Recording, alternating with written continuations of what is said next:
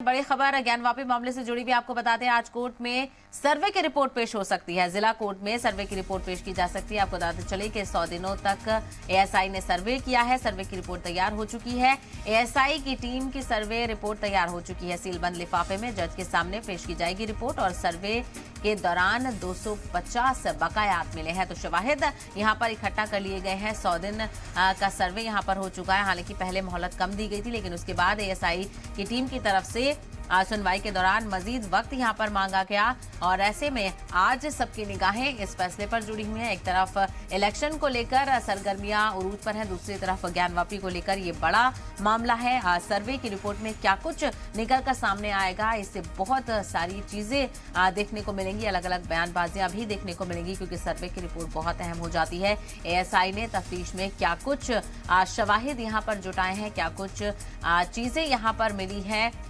ये जानकारी बहुत अहम हो जाती है। तो सीलबंद लिफाफे में रिपोर्ट जिला अदालत में पेश की जाएगी और उसके बाद सर्वे की रिपोर्ट को पढ़ा जाएगा।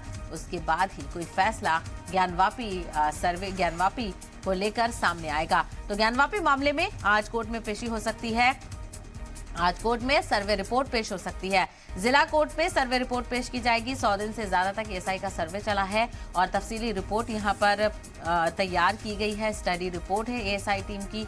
40 से ज्यादा लोग इस टीम में थे, जो वक्तन फवक्तन अलग अलग जगहों का सर्वे करके शवाहिद जुटाते हुए नजर आए।